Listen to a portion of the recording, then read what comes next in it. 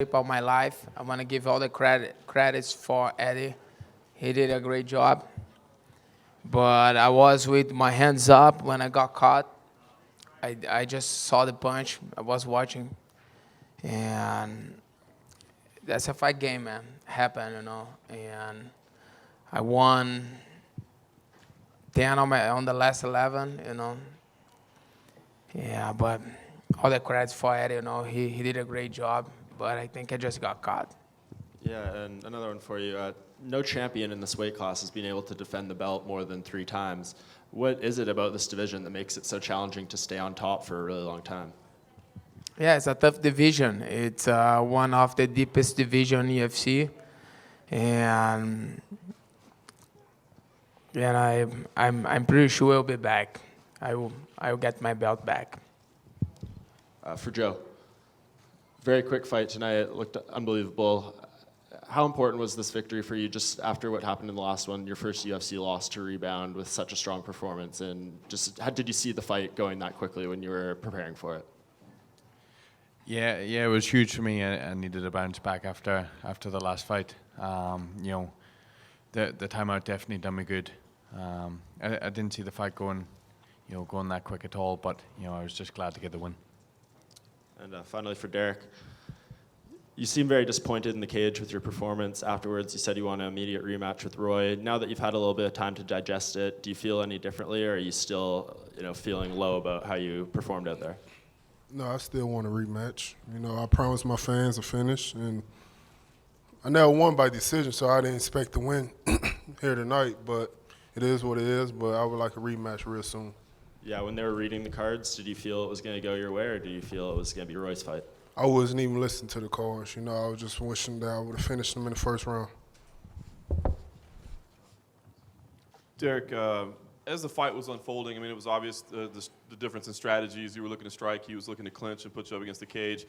How did you feel your performance was unfolding as it went? Because your takedown defense was there early on, you were able to stay up. So, were there positives, or did you feel it was negative from the beginning? I felt like it was negative. I believe I was too conservative with my energy. I couldn't finish him in the first, and so I thought for sure I was going to finish him in the third. And I know you weren't listening to the cards, but how about your head? What did you think? It basically all came down to that third round, how you saw the third round, whether your strikes at the end were worth more than his takedowns. What did you think? Did you feel confident as you stepped in there? Never in my wildest dreams I ever thought I was going to win by decision. So I guess it was a blessing. Question for Rafael dos Anjos.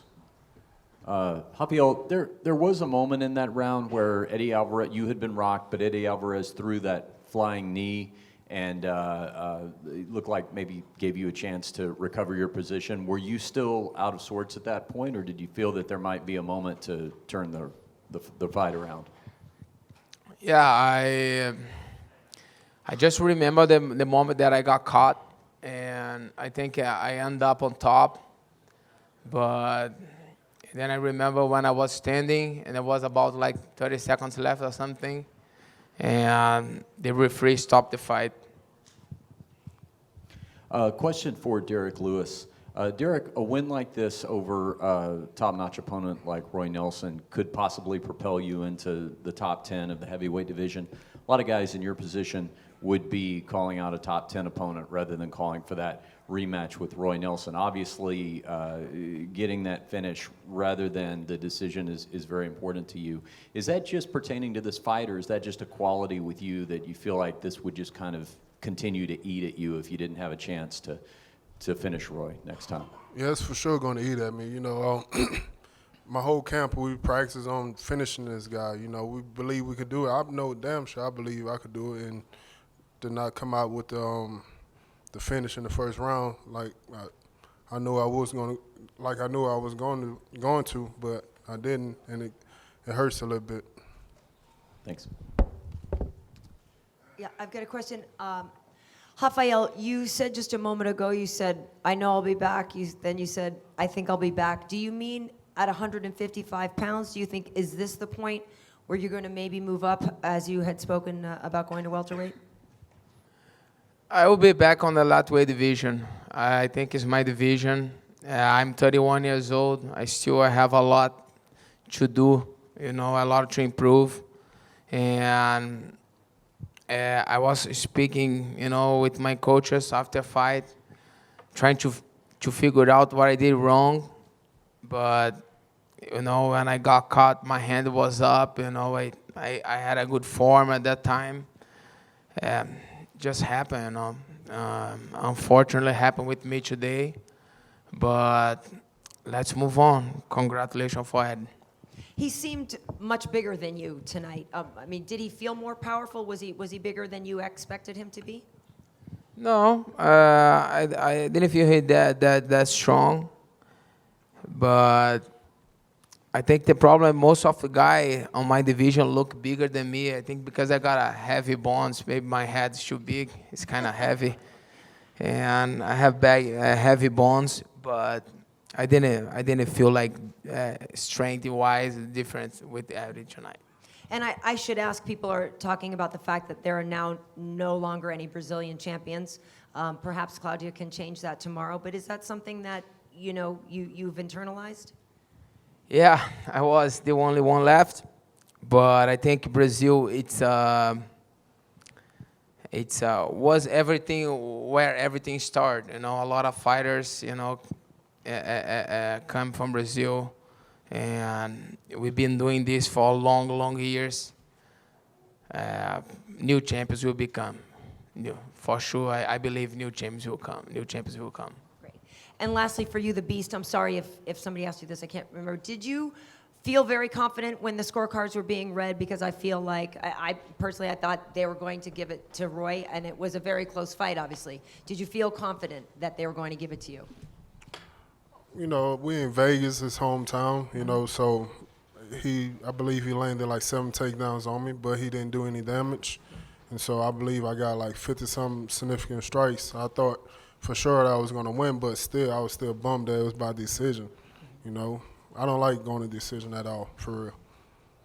Great. Well, congratulations. Appreciate it. Question for Eddie Alvarez to your right. There you go. Congratulations, of course, on the victory.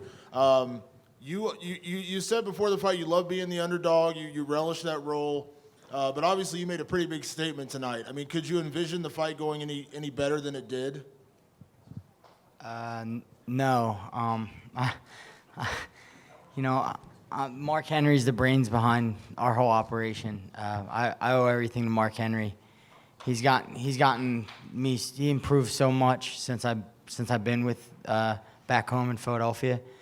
They got my body working in ways, my defense cleaner, and just doing things differently. And I can't take much credit other than just trying to get prepared for the fight. And I owe everything to my coaches and my teammates. So, leading into the fight, everyone was talking about you've been a champion in every organization but the UFC, and you weren't talking a ton about the title, but now that you have it sitting in front of you, what does it mean to you to add that to your resume, to add that to your legacy? this has always been like a marathon for me, not a sprint. Everybody's always asked me, when are you going to go to the UFC? When are you going to challenge? Telling me what I should do and when I should do it. I just think if you work hard enough and you love something, these belts and things like this are just byproducts of it. This will not be here forever. But I just think just working hard and doing something you're passionate about is important. And, right now we have the belt and I'm the champion. I told a lot of people I would be, so happy. You've obviously throughout your career, you're kind of known, for being involved in some crazy brawls. You've had some epic fights, back and forth fights throughout your career. Do you feel like this is more of the norm now, that you go out and dominate? I mean, obviously Rafael's a phenomenal fighter. You went out there and dominated. Do you feel like that is the new Eddie, working with Mark Henry and the coaches, that, maybe those close fights or those battles, or do you feel like you can really go out and dominate these lightweights? I can. I just need to build confidence in my ability to communicate with Mark Henry and the rest of the team. I've only been with these guys for like 6 months, and he has a playbook that's longer than half the textbooks you guys got. So I've just been building with him, building with Anderson Franca and Ricardo Almeida, just learning to communicate with each other, and it's been helping big time. I've made so many big improvements. So I'm excited at where I'm at in my career and the improvements that I'm making. So happy. And last question, I know you're a big team guy. I mean, obviously you're there for your teammates. Seeing your performance tonight, what's your prediction for your teammate Frankie Edgar on Saturday night? Frankie will win the title. I know Frankie Edgar. I know what he's capable of, and I know what kind of man he is. He's gonna win that title. I can pinch myself because Frankie walked in the Fight Factory, a small gym I was training in 9 years ago with Mark Henry to do some sparring, and we started working together. And I said, every time you come to Philadelphia, I'll come to New Jersey. And then that was that. Me and Frankie worked together for the past 9 years off and on, and now we're about to win dual championship titles on the same exact weekend. It's crazy. I can't even think about it. Eddie, congratulations on your win. A couple of interesting future matchups possible for you. Obviously, Khabib's up there. Also, Tony Ferguson, if he wins his next fight.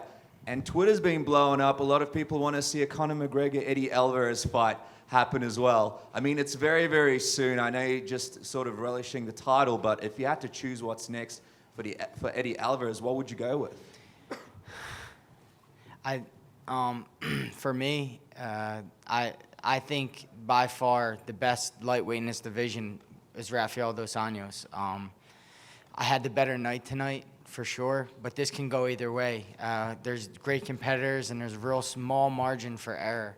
And if you mess up once, it could have been me on the other end of that punch. So this guy to the right of me is the best in the division. So to be able to come out with a win over him, and before him was Pettis, and before him was Gilbert. These are the best guys in the division. I'm not taking on top 15 top. So I would ask Dana White, please, to give me an easier fight like Conor McGregor. I deserve that. I've been fighting the best guys, so I would like a gimme fight. So Conor, I'm more than welcome that. Well, speaking of the Conor McGregor matchup, obviously you have a very, very exciting style. How would you see a fight between you two playing out, considering his skill set as well? I just look. There's a lot of guys in the UFC who are good at one thing, and they get matched up stylistically well, and they make their way to the top without ever going against the best guys, the true best guys like Rafael dos Anjos and the best guys in the division. They sneak their way around them, and they live off perception, not what really is. He's one of them. So I think he can get found out if he was ever to fight Rafael dos Anjos or fight myself. He'll get found out very quickly. Last question is for Rafael over here, Rafael. If Khabib doesn't get the next title shot, would that be a matchup you'd be looking to take? I think I won my last 11 fights. I won 10, and I really like the rematch. You know, it's something that I'm looking for. And Khabib hasn't fought for 2.5 years. It's hard to speak about the guy that hasn't fought for a while. I've been active, and I think for me, I don't want to take out the Eddie credits tonight. He did great. He faced the best Rafael dos Anjos ever. I did everything perfect on my fight camp. And congratulations to him. But I think the rematch would be what I would like. Go ahead, Mike. For Eddie. Eddie, obviously, before you got to the UFC, you were dealing with a lot of contract issues, just a long line of stuff. Was there any doubt at that point, at any point there, that you wouldn't reach this moment, you wouldn't get this opportunity to realize this dream of being a UFC champion? And how hard was that process for you before finally getting over here? Yeah, I'm going to be honest with you. I was put through the ringer. I sold we don't make a ton of money fighting, especially if you're not fighting in the UFC. So I made some investments, and I had to sell them just so I can stay afloat when I was going through that court case and stuff. So I was really dwindling down to nothing. And my mind was getting really bitter toward MMA because MMA is it asks everything of you, like every inch of your soul. It wants everything, but sometimes it gives back nothing. It tells you when it wants to give back, and that you should just every day put your heart and soul into it. So I call it the B word sometimes, and it's really tough. So yeah, I dealt with that, but I'm a pretty positive guy, and I kept my eye on the little light at the end of the tunnel, and we got through it. We persevered and we overcame. Was there a specific moment you can remember that was the lowest point, and then when you got past that, and was it when the court case ended, or what was that moment?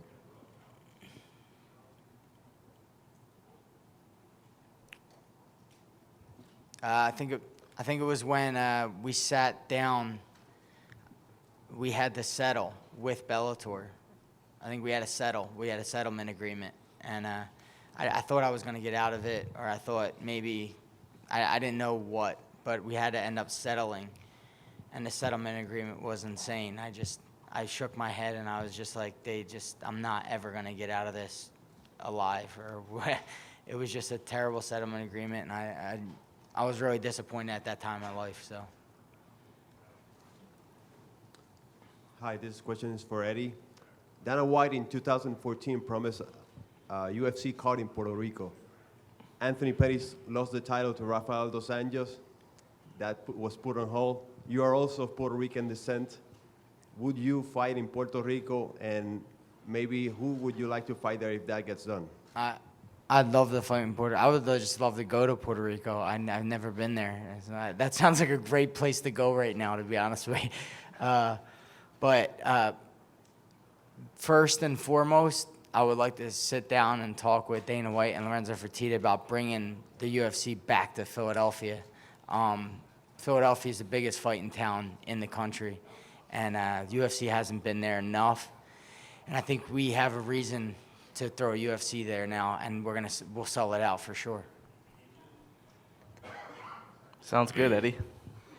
Sounds real good. Kevin Aioli. Eddie, if I could ask you, in line with what you were talking before, when you fought your first UFC fight, and Dana made a point after you had lost to Donald Cerrone, Eddie maybe should drop down to 145, and you really resisted that. Do you remember back, and was that something that provided even more motivation, like there's another doubter here, or another group of doubters that think I can't do it? Yeah, that was a quick decision off one fight. I told him right away it wasn't even a thought of mine, but at that time in my life, it wasn't a good time in my life. I lost to Donald Cerrone.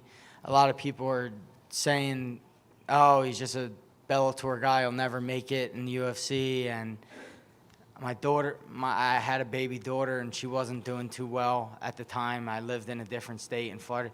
So many things were going not well that I kept telling my wife, something really big's going to happen. Like, something's got to go really good for us because this is really bad right now. I had a really trouble time just focusing and pay attention to my wife and kids after I lost to Donald Cerrone. Just enjoying life was really tough for me. So I had to overcome that and not be a sore loser about it and step up again and fight another guy. And I wonder, just to get into your head a little bit, I mean, every time I've ever talked to you, you talk about your family. You mention your wife, you mention your family.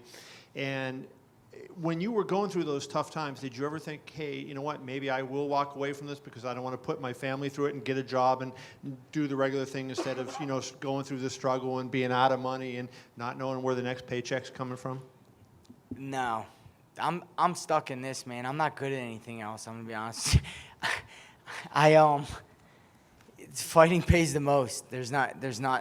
I'm not as good at anything else.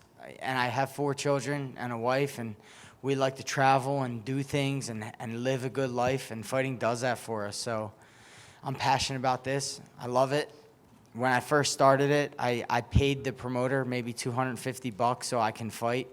So there was no money in this. This was never a career goal for me, ever. This was a hobby that turned into a career.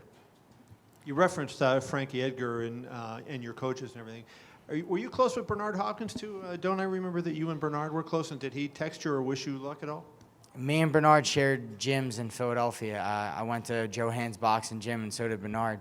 Bernard works out sort of on his own. He got his own little entourage. I don't like to step on his toes, or he likes his space. So we shared a gym.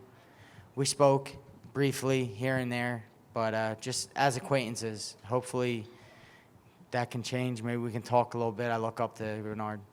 And lastly, I just want to ask you about the ending sequence. It seemed like, you know, it was a lot of, you were aggressive and throwing a lot of punches. Was it the right hand that you felt that you caught Rafael with that was kind of got him on Queer Street and got the fight going your way?